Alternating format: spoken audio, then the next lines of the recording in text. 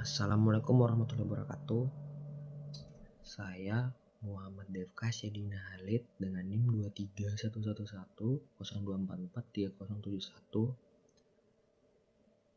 Di sini ingin melakukan presentasi terkait perbaikan nilai mata kuliah perancangan tahan gempa, yaitu dengan topik prinsip strong column weak beam pada gedung 9 lantai dengan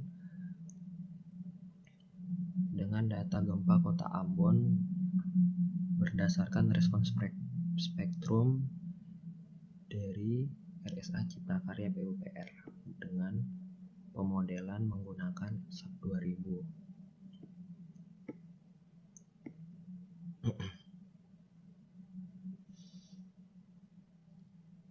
Indonesia itu merupakan negara yang berada pada pertemuan 3 lempeng tektonik.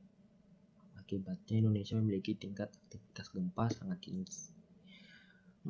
Salah satu wilayah dengan tingkat bahaya gempa cukup besar adalah Ambon. Oleh karena itu, setiap bangunan bertingkat harus dirancang agar mampu menahan beban gravitasi dan menahan beban gempa, serta tidak mengalami keruntuhan secara tiba-tiba. Konsep tersebut diwujudkan melalui penerapan daktilitas. Apa itu daktilitas? Daktilitas adalah kemampuan suatu struktur mengalami deformasi yang besar setelah melewati batas elastis tanpa langsung mengalami keruntuhan. Artinya, walaupun bangunan telah mengalami retak akibat gempa, struktur masih mampu untuk berdiri. Daktilitas sangat penting karena mampu memberikan waktu bagi penghuni untuk melakukan evakuasi saat terjadinya gempa. Semakin tinggi daktilitas bangunan, maka semakin baik kemampuan bangunan menyerap energi dari gempa tersebut.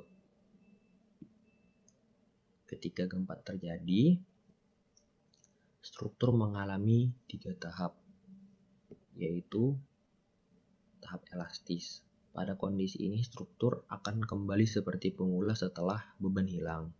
Tahap kedua adalah daerah leleh. Pada tahap ini, tulangan mulai mengalami plastis. Di daerah inilah energi gempa diserap melalui deformasi permanen. Inilah yang disebut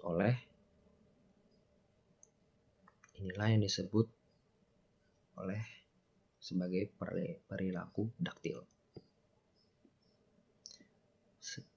Sendi plastis tersendiri adalah bagian struktur yang mengalami pelelehan terlebih dahulu. Pada bangunan beton bertulang, lokasi sendi plastis yang diharapkan adalah ujung balok. Karena balok lebih mudah diperbaiki dibandingkan dengan kolom. Sedangkan kolom merupakan elemen utama penyangga bangunan. Strong column weak beam.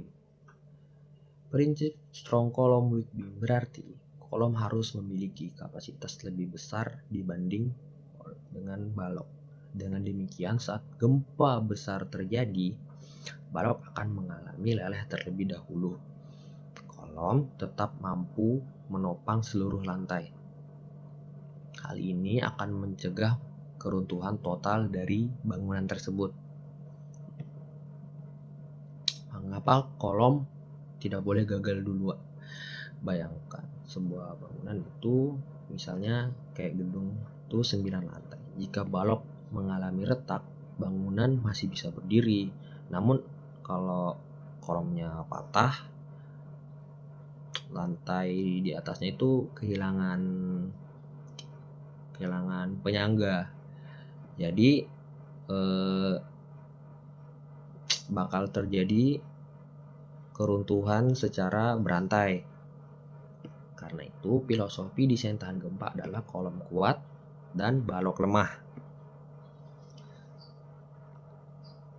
Dalam SNI 2847/2019 dijelaskan kalau kapasitas momen kolom harus lebih besar dari kapasitas momen balok pada setiap sambungannya.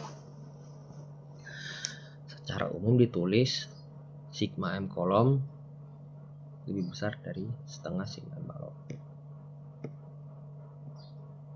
Artinya kekuatan kolom minimal sekitar 20% lebih besar dari balok.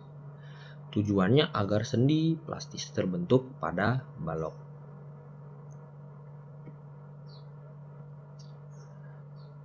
Dan untuk lokasi gempanya saya mengambil dari respons spektrum dari Ambon, Provinsi Maluku.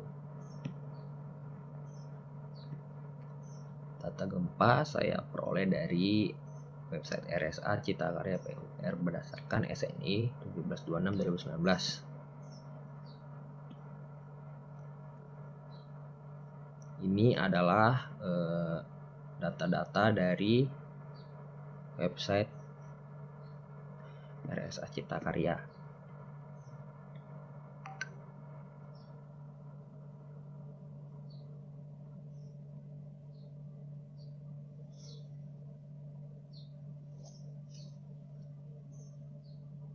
Parameter tersebut digunakan sebagai input dalam respons spektrum di software SAP 2000.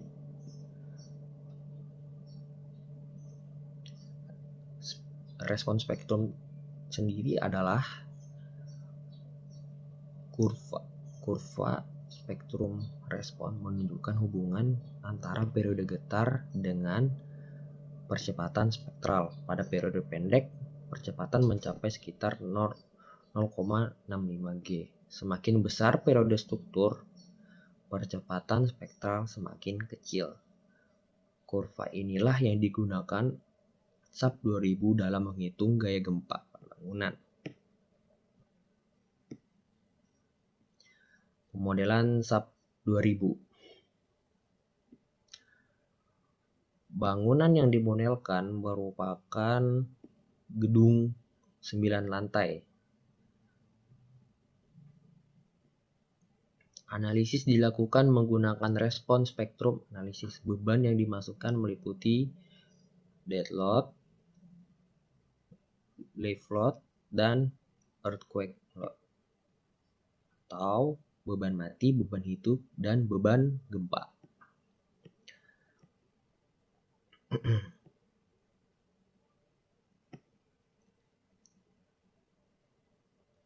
Dari hasil analisis dengan SAP 2000 diperoleh distribusi gaya gempa, gaya dalam balok, gaya dalam kolom, simpangan antar lantai. Seluruh hasil tersebut kemudian dibandingkan dengan persyaratan dari SNI. Mekanisme saat gempa terjadi. Saat gempa terjadi, balok mulai mengalami retak, kemudian terbentuk sendi plastis. Energi gempa diserap oleh balok.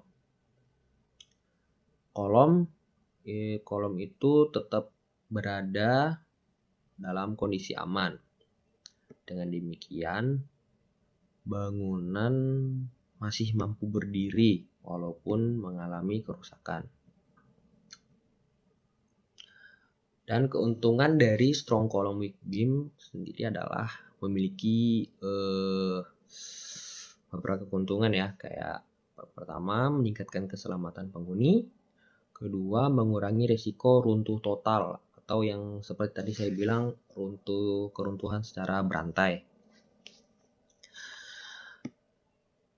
dan meningkatkan duktilitas dari struktur itu sendiri, mampu menyerap energi gempa lebih baik, dan kerusakan lebih mudah diperbaiki karena terjadi pada balok.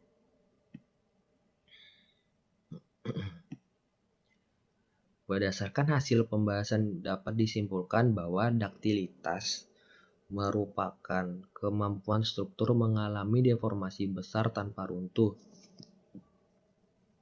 Sendi plastis merupakan daerah yang sengaja dirancang untuk mengalami pelelehan terlebih dahulu.